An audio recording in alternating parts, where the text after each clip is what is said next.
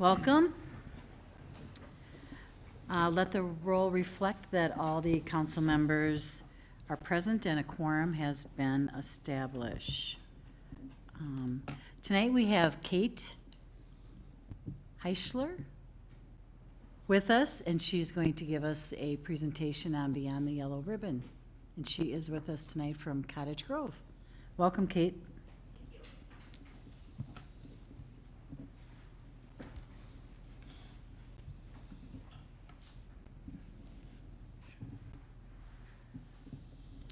Well, hello, good evening. Thank you for having me here. My name is Kate Holscher, and I am the past president of Cottage Grove Beyond the Yellow Ribbon for Cottage Grove and surrounding areas. I would also like to welcome Steve Dennis, who is both the Cottage Grove City Council member and who is also the Beyond the Yellow Ribbon Cottage Grove City Leadership Key Partner. And we'll talk about what a key partner is shortly. Okay. So that's to come. So Beyond the Yellow Ribbon was started in Farmington as a partnership with the Minnesota National Guard way back in 2008 as an effort to support service members. Since then, it has grown to be a program to support veterans, service members, and their families throughout the entire state of Minnesota. So it's really grown in size. Now there are Yellow Ribbon cities, counties, and companies, and the entire program is actually starting to be replicated in 5 states. So they're all really jealous of where we are because we are about 10 years ahead in our support of vets. So Cottage Grove was proclaimed to be on the Yellow Ribbon City in 2011 by Governor Mark Dayton. This means that we made an ongoing commitment of support. I like to say that it's not just an award, it's that commitment to our vets. We do this not only because it's strongly encouraged and supported by both the governor and the Adjutant General of the Minnesota National Guard, but it's also just the right thing to do. So we support the cities of Cottage Grove, St. Paul Park, Newport, and now I'm really excited to share that we also support the city of Hastings. So today, I want to show you what that commitment of support looks like and how we can help Hastings vets. This graphic shows you how we handle it when a request comes in to support a local veteran. It comes into our email box, or we also have a phone number. I'll share our business cards with you so that you all have that available. There's a lot of acronyms up here. Sound kind of military here, right? Beyond the Yellow Ribbon, or BTYR. We then refer to the County Veteran Service Officer or the Family Assistance Center, CVSO, County Veteran Service Officer, or the Family Assistance Center. They are the really incoming point of contacts who can verify veteran or service member status, but they also are the ones who can connect that veteran or service member to services that they qualify for. They can help them get into the VA system, they can get benefits. Those are their incoming person. They then fill the request if they're able to. In this case, because these other cities are Washington County, yet Hastings is Dakota County, we've already started working on establishing that relationship with the Dakota County CVSO to make sure that we're giving comprehensive services to all the veterans that we serve. So after they fill that request, they then refer back to Beyond the Yellow Ribbon for any gaps in services. We don't want to replicate, but we want to fill in those gaps. And then we make sure that we fill in those gaps in services. We then identify, is the need a community gap or is it a key partner gap? And we'll talk about that in just a minute and what those are. If it's a community gap and something that somebody in the community might be able to volunteer and help with, we send a request for volunteers by our email list and our Facebook list.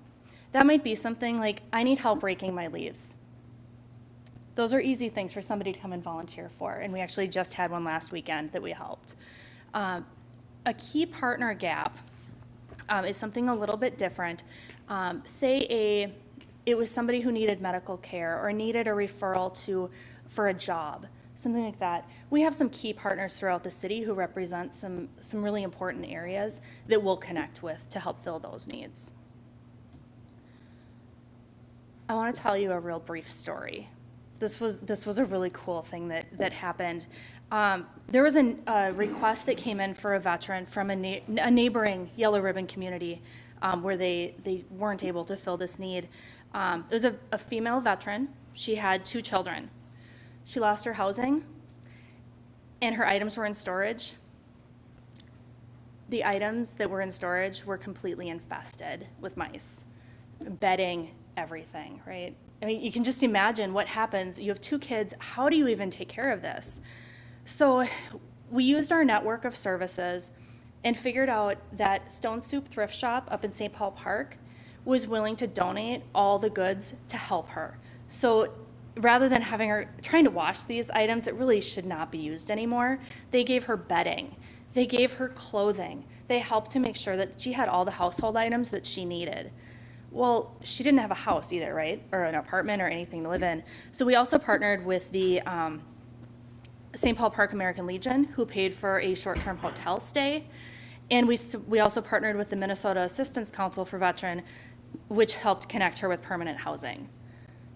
We coordinated all of this to be able to get that network to come together to help this veteran in need. And now she has permanent housing and is doing actually quite well in supporting herself.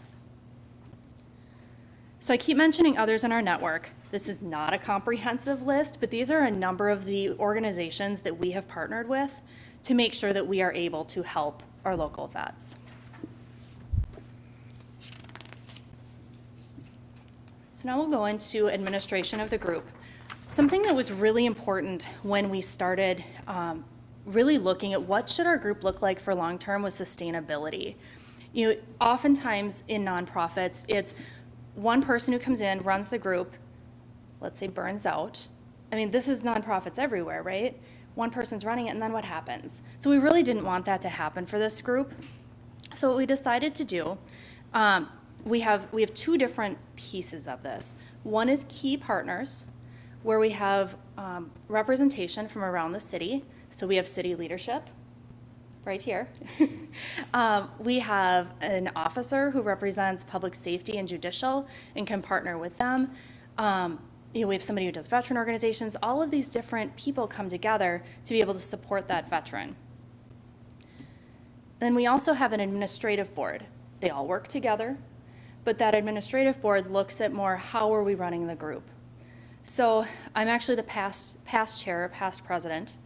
We have a president and vice president, and the 3 of us work together really closely to make sure that we're consistently making decisions, and then as we roll to the next position, you're constantly training in the next person, so you have that built-in sustainability. This administrative board is part of our 501c3 nonprofit status to make sure that we're meeting those requirements. So as I said, we're really excited to support all 4 of these cities. What we ask from the cities is to help us to find volunteers. It's all about the people here, right? So we need help finding volunteers who can attend our meetings, and we also encourage volunteers in the city to like our Facebook page or subscribe to our email list so that when we have a need, we have a strong volunteer base who lives in that city to be able to help.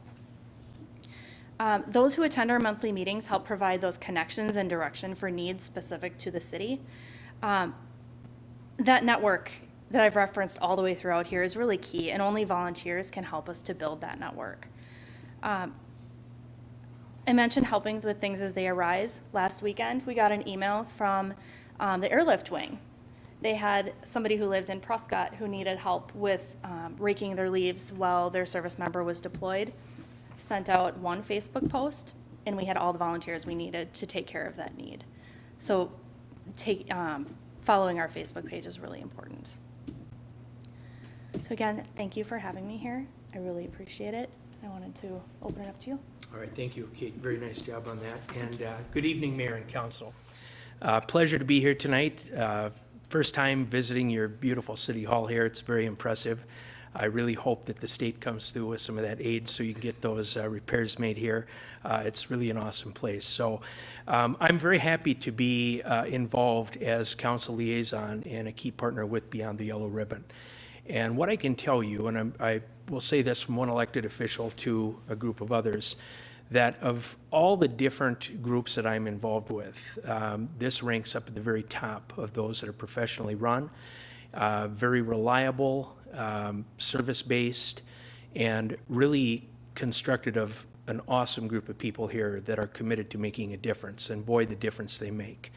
I view this, and we've gone through and worked, I've been involved with these guys for the past 3 years, and watching as the program has developed and it's gotten to the point where we can take on some extra coverage. And so what we're kind of able to do is leverage the communities from Highway 61 down to where we are here. And it's really a nice means of bringing our communities together, that we can support one another. And so as far as you were talking about volunteers, if you were interested, if we could maybe find one volunteer, maybe assigned as a council liaison to come and be part of the meetings with us. That way, the city of Hastings could have a voice at the table and also be able to identify needs or ways that we can be helpful to your city. It's really a great group, and she gave an example there. There's a million examples where people have been helped in times of need, and it's something that's very, very gratifying. And the network of support that's out there is incredible.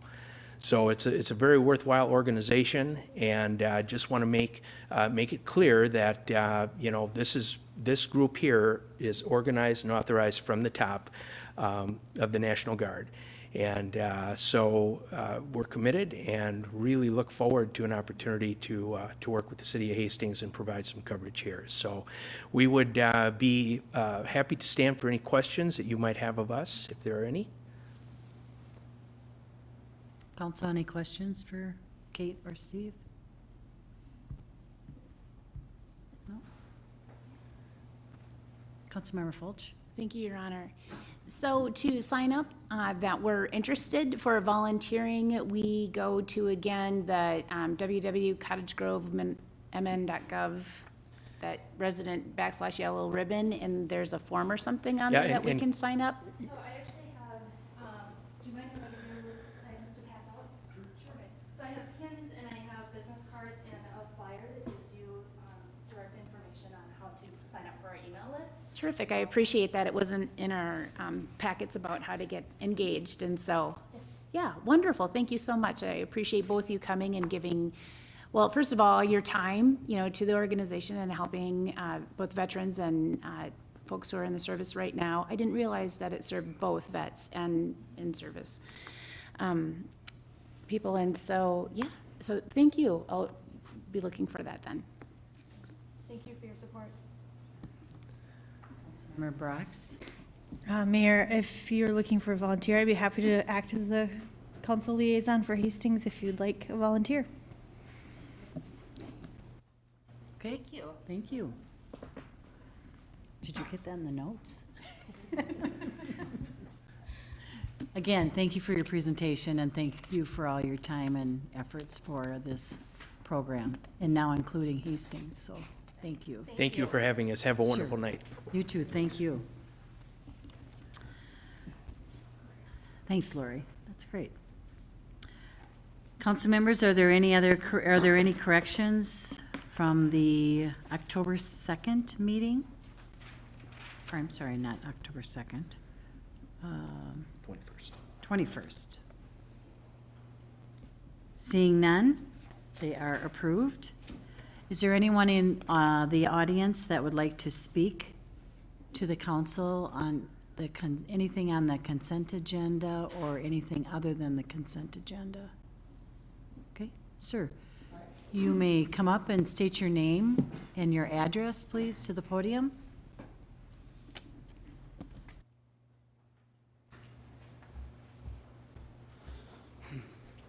Hello, I'm Jacob Doman. I live on 110 Fraser Street.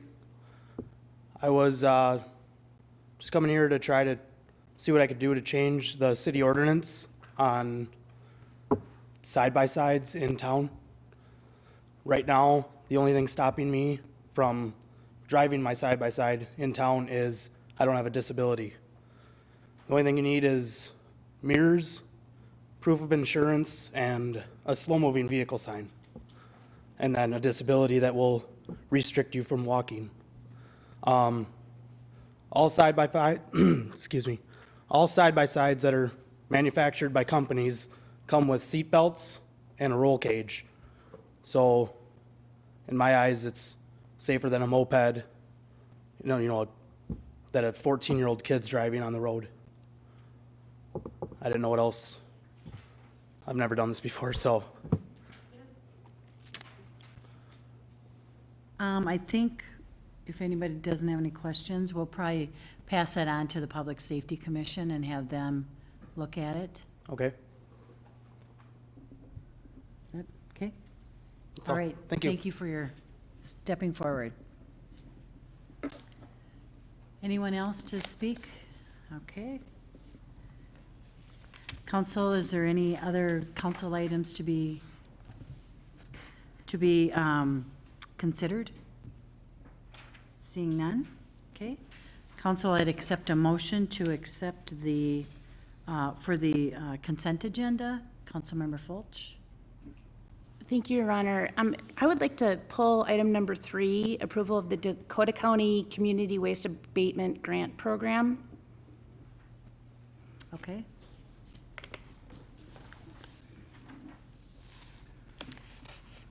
That go under, Propose you move that under administration number 2, correct? okay, we'll move that to administration, and you can be number 2. Thank you. Council, I'll move it with the exception of number 3. All those in favor? Aye. Opposed? Motion prevails. Okay. Tonight, we have an update on the water chlorination proposal. Nick, welcome to the meeting. Thank you, Mayor. Actually, tonight we have a recommendation for the council to reject the bids that we received for this project. We got 2 bids about a month back, late September it was, and both of them were extraordinarily high, quite a bit higher than the estimates that we had put together throughout the spring and the study that was performed, as well as when we did the final design process. Now, there are a few different factors at play that we understand to be what played into this. As I mentioned, earlier on in the study phase, we had furnished some figures that were based on a very preliminary level of work, and we did have to dig into the details of that as the final design came together. And as you get into each of the individual sites that we're working with and understand the systems that are in place and what has to be done to retrofit each of them to receive the chlorination equipment, it starts to peel back the layers of the onion a little bit further, and that is where we found there to be some additional expenses that weren't originally anticipated in how we would put things in those sites. The other part that we know had a pretty strong influence on this was there were some big projects being bid around the same timeline, and in fact, one of them was about a $20 million treatment plant facility over in Empire, so similar part of the metro area here too. That drew a lot of attention from contractors, and we think that that had a strong role in keeping them occupied and looking at that project more strongly than they did ours, because there was a lot more work to be done to prepare a bid for that one, and therefore we didn't get the benefit of them focusing as well as they could have on ours and sharpening their pencils. So those couple things together really conspired heavily to influence those prices. Now, I did ask for our consulting engineer, Ryan Capell of Stantec, to be here with me to answer questions about that end of things, and we can certainly stand for that. But right now, what we would envision going forward, if the council were to accept the resolution to reject the bids, would be to go back and look at rescoping the project a little bit, finding any sort of technical way to produce some savings. We would probably also look at changing the bidding timeline, give contractors more time than what we did this last round, as well as more time to complete the project. And we think those would have a chance at helping drive the cost down a little bit more, encourage more competition, and so forth. But Ryan and I can answer other questions as the council sees fit based on this information that we submitted in the memo. But I'll turn it back to you, Mayor, and stand for questions. Sure, great. Thanks, Nick. Council, any discussion, Councilmember Vaughn? Thank you, Your Honor. Nick and Ryan, do you think your vision is that we're going to go out for bid right away again to get back in the bidding season, or should we phase this project in over time? I'm afraid this is going to escalate even higher, and I just think, do we got to have that hard discussion that this is going to be more expensive than what was budgeted, and we need to talk about it on the finance side. That maybe, I'm just afraid, I'm okay going back out, but are we going to be right back in front of us, and now we've lost what we want to do right away? So. Yeah, great point, Councilmember Vaughn. I think there would be a little bit of a delay in putting it back out there. As I mentioned, we'd want to repackage how we're doing things. Right now, the way that the bid package was put together was for an aggregate of all the work included as kind of a lump sum thing. I might envision that we break it down into site-by-site sort of structure that would allow us more flexibility to, if it comes to the point where a second round of bids produces pricing that's still in excess of budget parameters, we can knock off some of that and leave the rest to be done in a second phase, as you mentioned.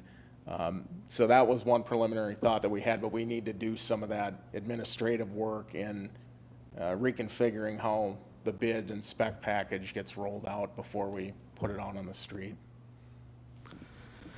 I guess the follow-up, I appreciate that, but I guess the other phase thing that I would ask you to look at is can part of this project be done now and then a second part later, or does it got to be broken down by the site? I don't want to break up the city. I think the project is needed, but I just wonder, can we do anything phase first to get it started, and then come back and finish it off in a second phase versus picking where we should start? So I'll let you guys do your homework on that one. Yeah, I'll just comment on that if I could. I'm sorry I didn't fully answer the question before, but we did talk about that a little bit. And one of the things that that kind of hangs us up is we have a bid as though all of the work is going to be complete. And once you start getting in after the fact and cutting things up and working with a contractor, it can be viewed as kind of circumvention of the process. We've had that sort of instance come up as recently as a couple of years ago when we tried to do the alley and we ran into a high bid price, and rather than negotiate and knock things down post award, we retooled it and put alternatives in place and rebid it. So that's sort of the thought process and how we would handle this one. Councilmember Lund? Thank you, Your Honor. Nick, how likely is it that we're going to be looking at favorable bids if we go back and reword and rework the RFP? Is this highly likely, or are we going to be talking about looking at reforecasting the budget for the project? What do you think? Councilmember, I don't know if I want to put odds on things. I wouldn't be that good at computing that sort of scenario, but given the market we're in, there's probably a fairly good chance that things are going to come in more expensive than we originally anticipated earlier in the year. But that said, we think that it's reasonable to ask the market to tell us that after putting this to them in a different way that offers us flexibility that we might need in order to progressively implement all of the work.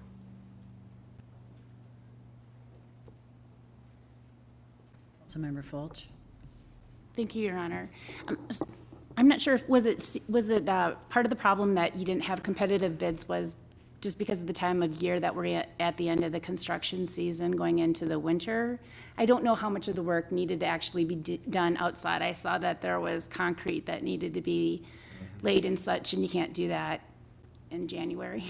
So is that, I mean, we kind of just ran out of season, and so we're looking into the next construction season, and oftentimes contractors have more time to be able to give good bids in the dead of the winter when they're looking for work for the next season. And so I'm guessing that's a part of the problem here, that we're just at the end of the construction season, right? Yep, okay. Councilmember, we think that may have played into it, but we did have a completion timeline that allowed until the end of spring next year to do it. we thought that there was just this nexus of contractors looking at other projects, possibly some time of year influences on it from constructability standpoint. The thing is, with this sort of work, we'd like to be able to complete a lot of it during off-peak water use times of the year, so that had some influence on it as well. That opposed to doing it in the middle of summer where we may have to take wells out of service before we do changeovers of equipment and so forth. So not entirely the reason why. That may have had some influence on certain elements of the project, but I don't think the entire thing was hung on just this time of year. It's really a difficult thing to assess what sort of competition we will have for getting contractors' interest on a project. That would require one to know everything that's going on construction-wise in the market, what projects are going to be out for bid before you put it out there. So it's crystal ball is really what we need, and we don't have such a thing for that. So. Sure, yeah, I understand. Something that I've had success in the past with is reevaluating to see, just talking to folks and ask them why it is that they didn't bid, and then splice off that portion of the project. I've even hired a construction manager to break it into multiple bid packages and then get competitive bids for the subcomponents of it. And so, I mean, they're just strategies that can be used rather than doing some big lump sum project. But anyhow, good luck with that. We look forward to hearing more from you. Thank you. Councilmember Bosanic? Thank you, Your Honor. For the sake of the public, Nick, how much higher were these bids than what we had estimated they were going to be? Yeah, great question, council member. So I've got a point of reference for you here from when we concluded the study and the report and got to the point where the council was making a decision to go forward with procuring the work, and that was about $350,000. So the two bids that we got were for $478,000 and $578,000. So quite a bit higher than that initial estimate. Now, as I mentioned earlier, as we went through final design phase, things do escalate a little bit because of the additional information that we learned in developing the final design and knowing all of the influences on retrofitting each individual site. So that $350,000 number would have been a little bit higher by the time we put it out for bids, probably closer to about 400. Is that fair to say, Ryan? But even so, you're looking at, 20-25% differentials there between estimate and low bid cost. This was going to be paid for out of the water fund, right? This one, or tell me the exact it budget. would have been the trunk water system fund, the one that WAC proceeds. Okay. And to. the original estimate, we would have been comfortable to be able to take care of that with that budget, right? Yes. If we had kept it around, 350,000? Correct. Yeah. So the two bids, 477,000 and 578,000, that really would have blown the budget, right? It would have required probably a different sort of mix of funding and things that we hadn't previously gone over with as a funding strategy. Okay, so, And I'll add to that, influencing our CIP plans for other project work that we have in the hopper. okay, because that's what I'm leading up to is, so this amount above and beyond, we could go to different budgets and pull some money out then, or not? That was one thing we talked about at a staff level, but as we saw what the impacts would be towards other project work that we had planned, we felt that that wasn't a good decision to make at this point in time without reassessing and. Which I wholeheartedly agree with. My questions are primarily to let the public know, where we are with this, how we're going to fund it. When things come in over the bid estimates, what do we do? This first time, I think, since I've been on the council that we've had something go wildly off the rails like this. So not necessarily uncharted waters, but it is going to cause us to be creative, I guess, right? Okay, thank you, Your Honor. Council, any other discussion? Okay, with that, I'll need a motion to accept, Councilmember Vaughn? I was just going to make a motion to accept the resolution of rejection of the Ten. bids. Okay. And Councilmember Balsanic, second. All those in favor? Aye. Opposed? Motion prevails. Thanks, Nick. You're welcome, thank you. Again, we'll look forward to your next update. Okay. I guess I'm on. This is something that I've been thinking about for a long time, and we had some very generous donations to this. I would like to talk about a little, so Thanksgiving is the 28th of November, and then the Saturday the 30th is Holiday Hoopla. If you haven't been down there, it's great, but we all know what it is, and then they have a parade. After the parade, that used to be the final event of the day. I would like to ask for council's acceptance of planting an evergreen tree in our north court yard and ending the holiday hoopla with an event here at City Hall. So we've had a donation of a 18-foot spruce, labor costs. I suppose I'll mention who's donating. So Ron Stout from Green Acres has graciously donated a tree. Mike Wagner Construction will help him plant the tree. And then Merchants Bank has donated the lights. And Ace Hardware is donating the lights at cost, or just charging us cost for the lights.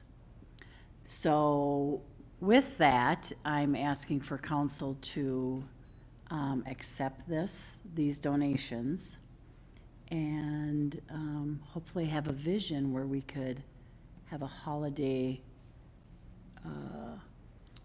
festival end in our courtyard. Chris is here from Parks. He's been with me on the discussion of this with Ron and Mike, and now that you've noticed the trees are down, that they've taken the trees down and they were gonna replace them, it kind of opened it up for a new, Tina's looking, she doesn't know. So there were 8 trees along the sidewalk between PD and us. The trees are now down and they will be replaced. That isn't a part of what I'm talking about, but that was already in the plan. So with that, and the trees being down and trying to envision, would an evergreen tree look good here other than Christmas? It would be a nice texture to bring into the front lawn. So with that, I'm asking for council to accept the donations.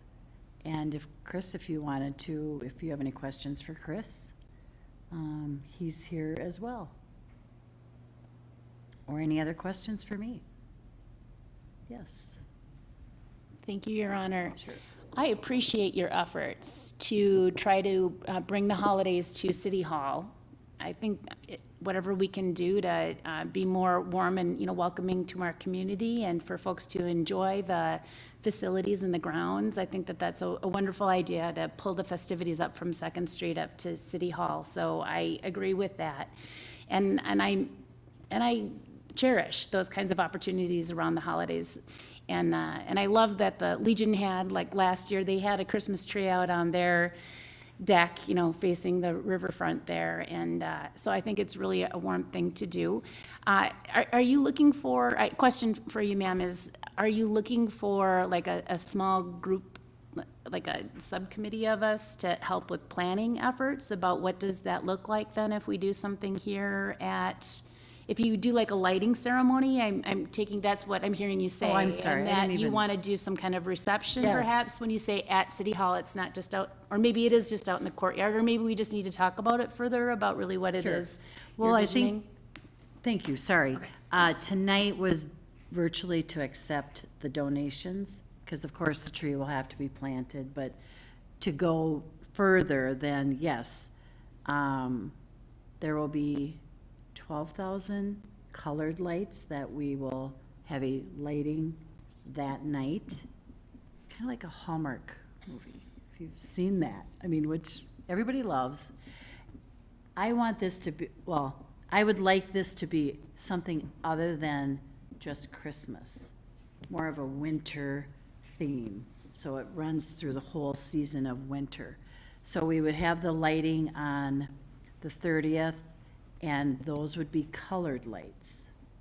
Then when the Christmas season is done, like January 1st or whenever we consider the Christmas season over, we still have a couple months of winter. Then we would light, it would be white lights. Unplug the colored lights and put on white lights to further the season. So the euphemism is, it's not just a holiday, but to emphasis on City Hall and its properties and the beautiful grounds that we do have. Councilmember Balsonic. Thank you, Your Honor. I hate to have to ask this question, but it's a question for our city attorney. Are we in any jeopardy of someone claiming that this is a religious or, something other than just a celebration? Thank you, council member. Excuse me. I think it's looking like there was no public expenditure. This is all donated items, so I don't see that there's a public expenditure concern there. I think the characterization of it as a holiday or as a non-denominational planting of a tree with lights on it is the perspective I would take. I haven't researched this concept a whole lot, so I'm maybe a little unprepared for the question here, but I don't see the installation of a tree and lighting during the winter season as being a problem, specifically when there is no public funds generally going for it. It's all donated property. And the fact that it's going to be on city property, public property, that is not a problem either. It is a symbol. It's a potential symbol that can be interpreted as a religious item. I think there may be requirements that we would provide opportunities for other symbols to be displayed, and we may want to look into that as an opportunity as well. I certainly can get a more comprehensive opinion for the council if you would like to do that. That's what I can say at this point without looking into it further. Okay, thank you. I just wanted some clarification from a potential legal standpoint. I am totally in favor of something like this occurring. I had been after the DBA for a long time to put a holiday tree at the U-turn down by Art Space. And this might be a very nice alternative. There are other cities that do this kind of a thing. I happened to attend the annual ceremony, and again, it's on Thanksgiving weekend down in Rochester, where they rescue Santa Claus. The fire department comes in, they put up the ladder truck, and Santa is stuck up on one of the highest buildings in Rochester, and he comes down, the mayor's there, very nice ceremony. They walk down to the mall, light a tree, and everybody is happy. So I'm glad we're doing this kind of a thing. I think it's very, very nice. Thanks, Joe. Councilmember Vaughn? Thank you, Your Honor, and Councilmember Balsonic, that was one of the questions that I didn't think of asking yet, because I don't think I was there yet on this, and this I may have some more questions for Your Honor and staff. Coming off the Finance Committee, I'm not opposed to these ideas and concepts, but where does the funding come from? And I looked at this, I was trying to read through the memo here.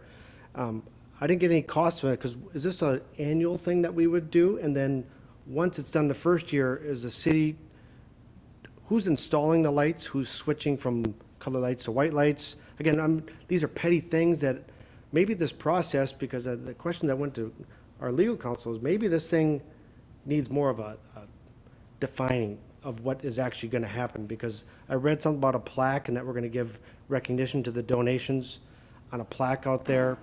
I'm a little hung up on that a little bit too, because is this going to be, are we going to get this request at other places in the community saying, I'd like to donate a tree too, and this is what I want the plaque to do, and this is what I want it to do, and we have to keep accepting this, where I shared with the city administrator that we have a memorial donation tree plan already that has been adopted by all of us. What I'm a little bit concerned about is I hope that we didn't solicit these donations. Two, did these businesses come to us saying, hey, this is a good idea, I think we should do that? Because I'm concerned, Your Honor, of who contact these people to say, hey, you know, I got this idea and I think we should do this, and we're gonna need lights. I hope all the hardware stores were offered the chance to get the recognition that they donated the lights. I'm trying to bring up these things because I think these are the details that I'm worried about setting precedents. I love the idea of doing it. I just think the process of how we're getting here is going to catch myself, and I think as a colleagues, I think I would be concerned too. Great idea. The process was the wrong way of getting to where it's at today, because we have a lot of unanswered questions, in my opinion. So I like the idea, just the process. Well, I'll answer that too. It was literally just in discussion. I mean, in carrying on a conversation, there was something else going on, and hey, we should have a Christmas tree at City Hall. That's been brought up to me many times. So you start a conversation and it just happens. Well, I can help.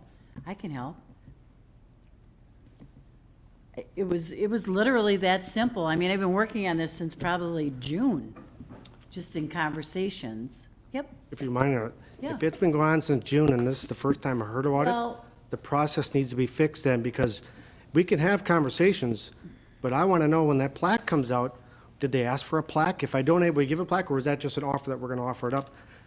We're one of 7 here. We all got to work together, and I got to make sure the process is done right, so we're not setting a precedence for the next opportunity that we have. And it is an opportunity. I just want to make sure that we, as a body, have a right way to accept it and not be put into this situation that we're in today, because what was asked of the legal counsel is the first thing that even our legal saying, I got to get back to you on that. I'm not ready to accept this until I know what that answer is that was asked today by Councilmember Balsonic. Councilmember Balsonic. Oh, sorry. Let's go to these guys. Well, Councilmember Brox. So I just did a brief, my law school knowledge is old, so I'll say that first off. And I'm not nearly as up on the law as our esteemed city attorney is. But my recollection from my education was that there's a line in case law of what is acceptable and is not acceptable that is established. Just doing a quick Google search today, because of my background and experience, that was the first question that came to my mind, so I looked it up. I believe that you have to offer the opportunity if you start putting items onto your property. So you do open up the opportunity for other people to come to you and say, I would like this item or this represented at City Hall as well, because that's part of my experience, my background, my culture. So that is one thing to consider. The other thing is that typically trees have not been not allowed. It's more of the nativity, the creche, things that are very more specific to a denomination or a belief system that have not been allowed.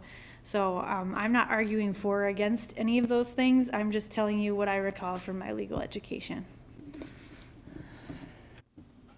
Councilmember Liefeld? Thank you, Your Honor. So back to the Hallmark movies, I am a Hallmark movie fanatic.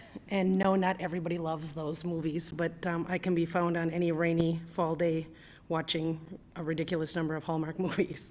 I really love this idea. I find that we're getting caught, I mean, the holiday, city holiday, I think that's adorable. And holidays are a lot of different things. And I found after having hearing about this coming up, and it's a beautiful 18-foot spruce tree. But a number of holidays I found begin with the arrival of winter as the days get shorter. It's not uncommon. Many cultures celebrate with light, which I believe is where the lighting of the tree comes from. So I find that this could be a very inclusive thing that we could do to our community. It's going to usher in many holidays that will be coming up for many different religions, all of which will be celebrated. And if the tree to you is a Christmas thing, then it's a Christmas thing.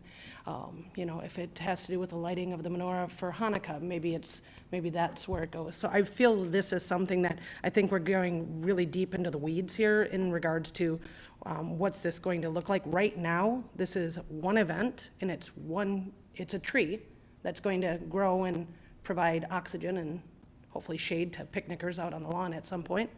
And next year, maybe there will be a lighting ceremony. Maybe this is something we are able to continue doing. But I think right now, I'm seeing that we're looking to accept the donation of the blue spruce tree, which I believe we need to make a decision on.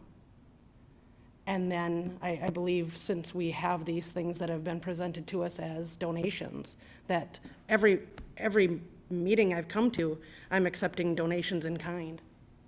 We accept them constantly, and none of them, very, very rarely do I have a background, do I know what who those people are, and they're fantastic donations. I feel this is the same thing. This is a donation that's being presented to the city, and it's one that we're gonna be able to keep for the next 50 years, or however long that tree will continue to flourish, 100 years, I don't know. So I would make a motion to accept the resolution to accept the donations of the blue spruce tree for the north lawn at City Hall. Council, any other discussion? Councilmember Fulch? Oh, sorry. You need a second, sorry. I'll second. Okay, But I also Councilmember Fulch. had a quick question. Is it a live tree that's being donated, or is it like a cut tree, and then next year we might get a live tree? It's live. It is a live tree that will be roots and all, and, oh, got it now. Okay, thank you. All right. Councilmember Bosanic. Thank you, Your Honor. I know I spoke a couple of minutes ago, but I did have a couple of questions about this, and they kind of go along with what Councilmember Vaughn is referring to. The lights, we all know, are going to go out at some point. How are we going to sustain this if this is going to be an annual thing, as you said? I don't know, 50% of the lights, 40% of the lights, maybe all of them may be in need of replacement by the following year, and then the year after that, and so forth. So I don't know how we're going to take care of that. And the other thing, which gets back to the question I had for our city attorney, is that, is this a neutral kind of a celebration? Your Honor, when you were referring to it here a minute or two ago, you referred to it as a Christmas tree. And we have, if we are going to accept this, we have to be very, very careful as to how we refer to this tree that potentially is going to be out in front of City Hall. So, you know, how are we going to maintain this? And again, I am concerned about, you know, the whole concept being neutral as opposed to being ecumenical. And it's, you know, Councilmember Liefeld, you brought up some good points. In my years on the council, I think we've had probably 20, 25 benches that have been donated to the city by citizens, you know, in memory of certain people. And we do acknowledge that. We send letters to the people thanking them for the donation and so forth.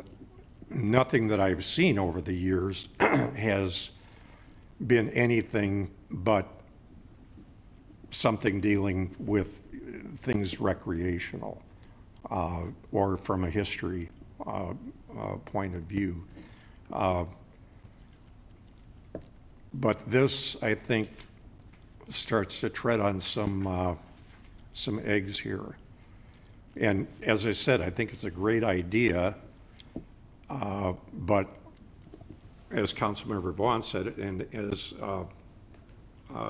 Dan, our city attorney, said, not really sure, you know, what we're getting ourselves into. So with that, I think it's a great idea, but from a legal standpoint, I find myself being in opposition.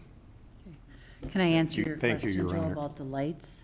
They are LED lights, and they are guaranteed for 10 years. And they're warranted. Thank you, Your Honor. To the motion that's on the floor that we are accepting these donations, what we don't have is we don't have a resolution in front of us. We have a memo. And part of that memo says we will have a plaque that will be placed on the ground level of to acknowledge the donation. I just want to clarify, is that paid for by city tax dollars, I'm assuming? Or is that? It is not. So it's not. That wasn't clarified. But the second part is, who will take the lights on and off? Will that be city staff that will do that? It will. And so do we have a cost of what that will cost us annually? Or is that, again, I heard it might happen this year, but it says in the memo, ongoing maintenance requirement. We don't have that data in front of us. And that's usually in I would think, again, I go back to, I like the idea. It's just the process how we got here. I don't think we have the right stuff in front of us. We don't even have a resolution in front of us. It's just accepting the donation. Thank you. Councilmember Vaughn, there is a resolution in the packet.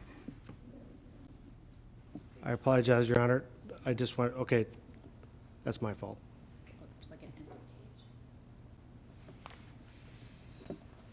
Any other discussion? Councilmember Balsanic? Well, I would move to table this until we get a bona fide legal opinion.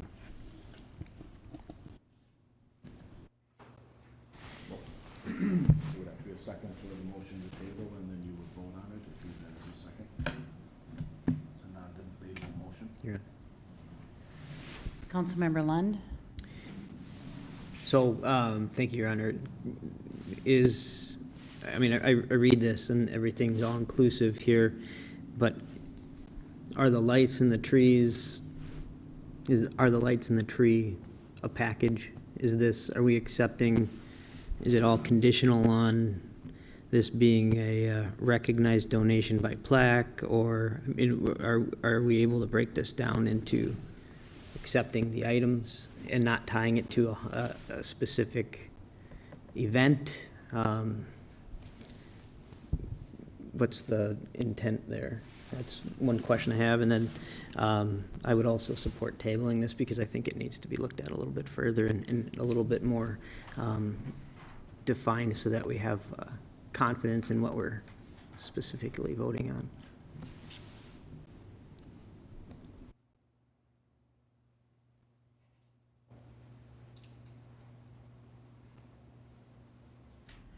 Well, the motion was to accept the donations. There's a second, there's a first, there's been a motion to table. I don't know if that was a second or not. I think you have to clarify if that was a second on the motion to table. Motion to table can be brought at any time. So I don't. Yep, I was specifically asking a question first.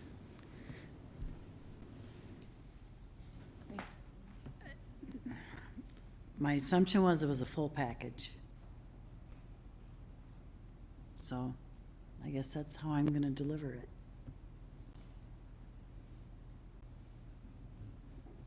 Accept the donation, have the event. Clarification to Councilmember Balsanik's comment earlier. The, when people donate for the park benches, those do have names on them. They come with a plaque. And what's the cost of a park bench? What is that particular program? $450 for that program? $800 for the bench? And this living tree is valued at what? $1,000. I was kind of Googling, St. Paul has a program where you can donate trees to help beautify neighborhoods, to, could be a memorial if you wanted. I know we've got something like that. I think this is, in and of itself, the tree and the plaque, I believe the plaque is a great way to say, you know what, thank you. This is a beautiful gift. It's a beautiful gesture to the community. And looking forward, are we setting a precedence? Yes, if you'd like to donate and, you know, the cost, because it's expensive. If someone donates a tree and then, correct me if I'm wrong, Chris, do we have to plant it, generally speaking? When people donate trees, then the city's incurring the cost to put those trees in and possibly water those trees and stake those trees so that they grow straight? Yes, and that's built into the price of the memorial tree. Okay. Yeah, so looking at this from a donation in kind with all of the items, I've also found a number of cities, St. Paul included, many smaller communities right around us who have tree lighting ceremonies annually. So I guess I'd be shocked to hear that there's some sort of legal issue at hand here, that we'd be treading on anyone's rights. And agree with Councilmember Barak's in regards to, if, absolutely, I feel that we as an inclusive community should look at that and take those on, you know, as people come to us and say, hey, I'd like to show this, you know, over the holidays, you know, and I think that's something that we do look at, or would continue to look at on a case-by-case basis. But taking what's in front of us right now, I don't feel that it's necessary to table this, to be worried about what next year, what we're gonna worry about in 12 months from now regarding lighting of the tree. I'm looking at it more from this is a wonderful donation of again, living. I think that's very important. We're not cutting down a tree to light up. We are actually providing something to our community. So I do not see the point in tabling this. And I would vote against that. Councilmember Brooks. So I think my question is, so we have an established memorial bench and tree program, and I think if I understand what Councilmember Vaughn is just pointing out, is that what's happening here in that program are different. The process was different. So I understand when you're comparing the cost, and we can make an analogy to a program we actually have, but I think the important thing is that we do need to have consistency in the way that we approach the public with accepting and asking for money, and how we funnel that money to the appropriate places so that it's considered transparent, so that everyone's aware how we receive that money, the process that it's gone through. And I'm not particularly concerned about one tree. I love Christmas. I have a Christmas countdown on my phone. I'm willing to celebrate any and all holidays that are around this time of year, and so I don't necessarily have a problem with that. I guess my question is that there should be, you know, some public purpose inside of this. So what is I guess I just haven't heard a lot of, you know, is this, the purpose of this to bring the community together? Is the purpose to bring people to City Hall? Like, what is the public purpose that you see? Because I guess I would feel more comfortable understanding what your vision is for this. Like, what are we accomplishing by doing this? That's my question. My envision virtually was, we're the only city who doesn't have a tree lighting. Not that that's it. It's to bring the community together. It's to bring families together to this beautiful courtyard. This hall is beautiful. We're asking for dollars from a bonding committee to keep it going. Well, if we keep asking for money for it, don't you want people to see the beauty of it in all seasons? This is a season. That's why I came up with the holiday. I don't want it to be Christmas. I don't want it to be holiday. I want it to be a season for this community, for families, for people to be proud that we have this building in this community. Let's show it each season. Councilmember Lund? Thank you, Your Honor. Maybe I wasn't clear before in my question, but if we all look at the resolution and what we're actually asking to vote on, it isn't about the ceremony and the plaque, and that's what was asking about for separation. It is specifically to accept the donation of the tree, the labor and the materials to have it planted, and the light for installation on the north lawn in the hall, by City Hall. Excuse me. So I think the graphic is somewhat distracting in the intent of the memo, or of the resolution. Actually, what the tree does going forward can be probably a lot of different things over the course of time as well. Whether it's something in the summer, spring, winter, doesn't really matter particularly, but the resolution that we're looking at doesn't talk about light refreshments and an event on November 30th. So I was looking for a little clarification on that regard. So as we look to vote on this, consider what we're actually voting on, and we can talk about this and how that applies some other time too. But specifically, we're being offered a generous donation of a living tree to be planted where we need new trees to be planted, and some lights. So it's not, we're not voting on a reoccurring holiday event either. And nor are we voting on the cost associated with having said reoccurring holiday event. So hopefully that's a little more clear what I was speaking about earlier. And I did say that I would be in favor of that. I was not a second on that. It's if there was more conversation and it seemed like there was some significant legal concerns that we needed to continue to vet out, then I wouldn't want to squash this because of that. If tabling it was the smart thing to do to get everything in line, then so be it. But if we're just looking to get a tree and some lights, I don't see a problem with that. Councilmember Balsonic. Thank you, Your Honor.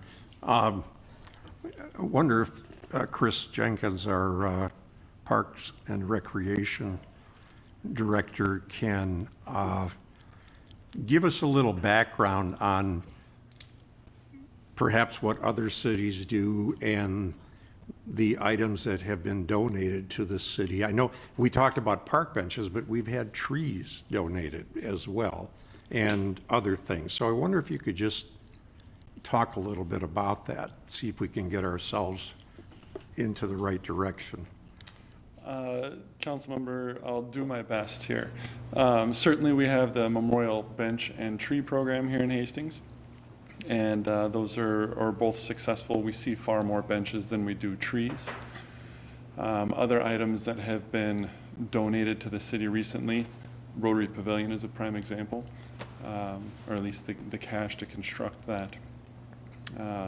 The Hastings Aquatic Center There was a lot of donations for that as well, and individuals are recognized for that inside of the Aquatic Center on the wall. And like you've seen in the hallway, the memorial tree recognition is here.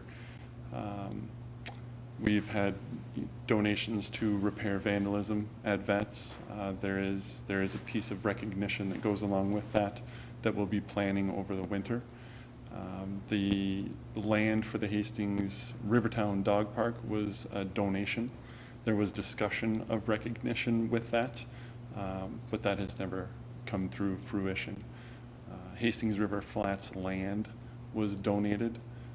So we've seen any variety of donations here in Hastings.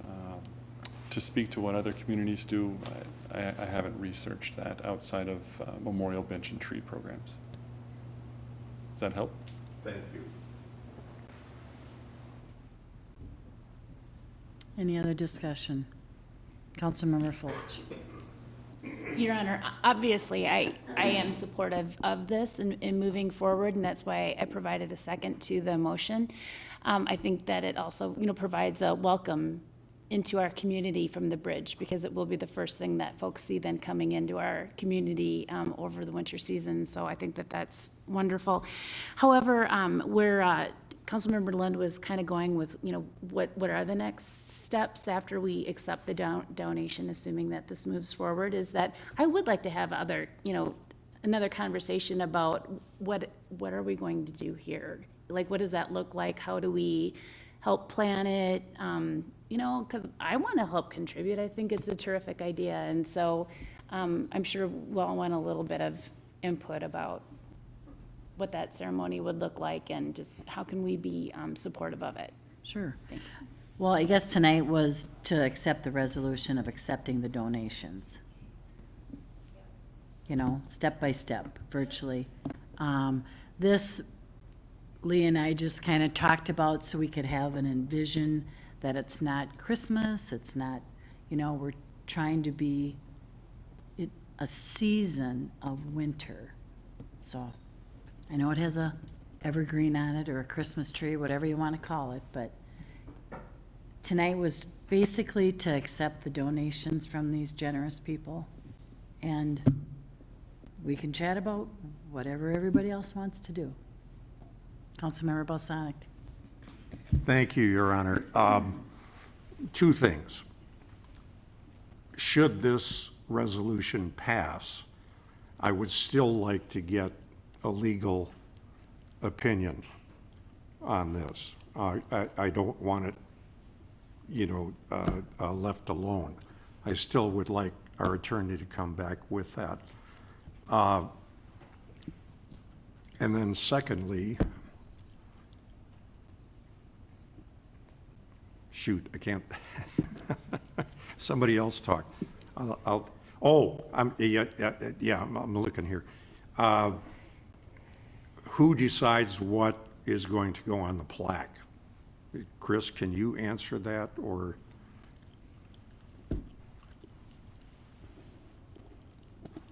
Again, Councilmember, I'll do my best. If I can recall, the city's donation policy is the recognition plaque, if desired, is paid for and supplied, or supplied by the donor, and it must be acceptable to the city.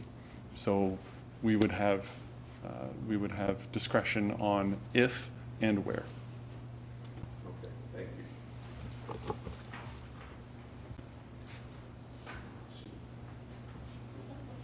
Any other discussion? We do have a motion on the table. All those in favor of that motion? Aye. Aye. Opposed?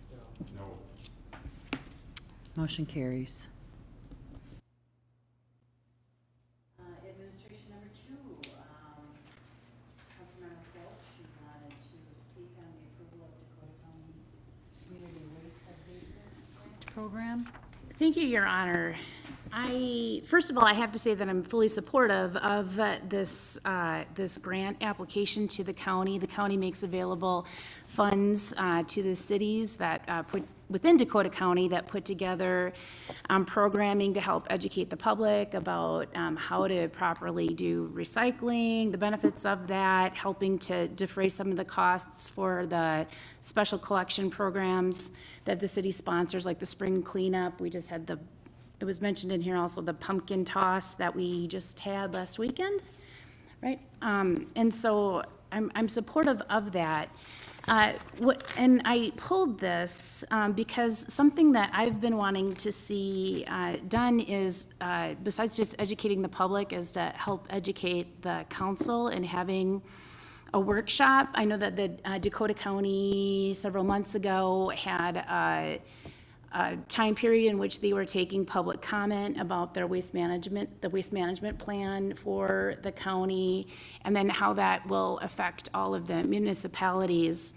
And something else that's going on within our county right now has to deal with the landfills. There's 2 landfills in our county, Pine Bend, and then also in Burnsville. And Burnsville is actually going forward to the Pollution Control Agency, if I'm not mistaken, where they're asking to increase the size of their landfill by a considerable amount. It's, don't quote me, but it's something like doubling the capacity or something to that effect. That's really very large. And so, so I would also like, to talk about more thoroughly and educate the rest of the council members about how the laws are governed in our state around collection of municipal waste. We here in Hastings are doing a great job. We're following best practices in having a single hauler pick up our municipal waste and bring that to a material recovery facility. And what that is we're required by law to bring our waste to have the recycling content actually taken out of the waste stream. And what that does is, it's obviously, it's good for the environment, but then it also helps takes potential pollutants out of the landfills. And so, because Hastings is doing the right thing, and we do know that the landfills there's only 4 within the metropolitan area, and that the material recovery facilities are already beginning to hit capacity. And then once they all hit capacity, like for instance, I know this is getting down in the weeds, but like the Ramsey, Washington material recovery facility pretty much kicked Hastings out, from being able to bring our waste to their recovery facility. And so now we're bringing it down to Red Wing. And so eventually Red Wing will also fill up. And then once all of the those facilities hit capacity, then there will no longer be a requirement to have to bring your waste to one of those facilities. You could just bring it straight to a landfill, which is substantially cheaper. And so if our city is doing all of the right things and following best guidelines and such, I think that we should be talking to the county about looking at if there's any possible incentives for our city, like a credit, as a for instance. Obviously, they're giving grants to the cities for doing proactive education, and so if we're actually doing more than education, we're following the letter of the law, and we're doing everything we can to abate the amount of garbage going into landfills, I think that that's a good thing. And so perhaps we should be, discussing that further with the county to see if there's any benefits. And so I could go on about the detail, but what I'm asking for here is if we could possibly have a workshop, to discuss this a little bit more thoroughly and to understand the impacts of what's occurring within the metropolitan area around waste management and recycling, and what the county is doing to be proactive about it. I just think that it would be beneficial. I'm not saying we have to do it tomorrow, but it would be really nice if we could do it in the near future, particularly since Burnsville right now is seeking that permit from the Pollution Control Agency to double their capacity, and then the legal liabilities that impacts all the municipalities that contribute to that landfill in the end, and being responsible for future pollution that might leak into the water systems and things like that. And so it's a complicated issue, obviously, and I just think that there's an opportunity there to learn more and be more proactive in that area. So I guess So you'd like to- I'm making a motion to accept the grant application, but I just wanted to take the opportunity to raise this issue because I know Councilmember Vaughn is aware of some of these issues as well, and I know I've heard Councilmember Brock's bring up interest in this issue as well. And so we just haven't had a deliberate discussion about it. I think we can set up a workshop on it for future. Okay. Okay, thank you. Okay. Need a second I need a second. Councilmember Liefeld? discussion? Any other discussion, council? All those in favor? Aye. Opposed? Okay. Are there any announcements, council members? Councilmember Vaughn? Thank you, Your Honor. Just FYI, I'll be representing us down at the Great River Rail Commission this Thursday. It's 9:30 down in Red Wing. Again, this is a group of elected officials from St. Paul to La Crosse, and we, just for your knowledge, we are asking in the bonding bill also for, the last I heard, I'm going to get clarification tomorrow, is up to $10 million to help get a second train option between here and Chicago. So I'll have more to report back after the meeting, but originally it was $4 million, and now they're up to $10 million to make it a reality. There's great support from Wisconsin. Great. Thank you. Okay, Councilmember Bosanic. Thank you, Your Honor.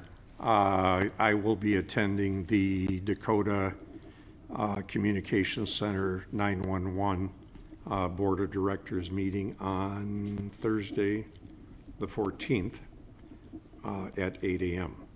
That's over in Rosemount. Okay. Councilmember Liefeld. Thank you, Your Honor. Tomorrow morning, and just to clarify, 7:45, okay? 7:45 to 8:45 here at City Hall, the Public Safety Committee of the City Council, which will include myself, Councilmember Barak, and Councilmember Fulch, will be meeting to discuss the Fire and EMS Director recruitment process. For those who are interested, we will be starting that process. So tomorrow morning at 7:45 here at City Hall. Okay. Councilmember Fulch. Thank you, Your Honor. I'd just like to make an announcement again that on this upcoming Thursday here at City Hall, MnDOT is and our city staff are sponsoring an open house to discuss the Highway 316 safety improvements that are being proposed. And so MnDOT is in the final design stage and bringing forward some of their final concepts. I haven't seen them yet. Looking forward to that. I think the staff are just beginning to finalize and looking over those new plans as well. So looking forward to that. So right at 5:30 it begins, and it will begin with a presentation by MnDOT for primarily focusing on the property owners along 316 to give them an opportunity to have a discussion about it. And so the open house goes from 5:30 to 7:30. And so after the presentation, property owners can actually sit down with staff and have a conversation about how the improvements will affect their properties. And then the second thing I wanted to just raise awareness was, it turns out we had the House Capital Improvement Committee come and look at City Hall and then also Highway 316, those projects. And so Governor Wells right now is additionally taking input about bonding requests. And so he actually has a website that's open right now, and you can go in there and you can vote and provide input on which projects should be within his bonding bill. And so just to clarify, there will be like 3 bonding bills, right? There will be the Senate bonding bill, the House bonding bill, and then the governor will have his own. And so if we can be in the House bonding bill and the governor's bonding bill, that helps get 2 of the 3 out of the way. And so I can pass that link, and I would suggest promote that to the community to help promote our 2 special requests. Thanks. Any other announcements this side? Okay. I have a few. There are several events in observation of Veterans Day. There will be a program on this Friday, November 8th at 2 p.m. at the Veterans Home. There'll be a Gold Star mother, Jill Stephenson, will speak at 7 p.m. on Saturday, November 9th, and that is at the Starkson Funeral Home. Veterans Day concert at 1 o'clock Sunday, November 10th, and that's at the middle school. There's also a Lyle Russell VFW Post 1210 and American Legion Post 47 dinner at Starkson Funeral Home. That is on Sunday, starting with a social hour at 5 and the dinner to follow at 6. Our City Hall offices will be closed on Monday in observance of Veterans Day. Thrive in Hastings will host Ellie Krug on Tuesday, November 12th at the Hastings Middle School from 6:30 to 8 p.m. Audience members will get advice on how to be inclusive toward anyone who identifies as transgender or gender nonconforming.